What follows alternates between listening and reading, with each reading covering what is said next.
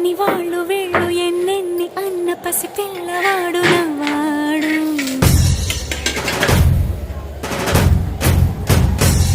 విడుముండోడు అని ఊరు వాడ అనుకున్న గాని మహారాజు నాకు నవ్వాడు.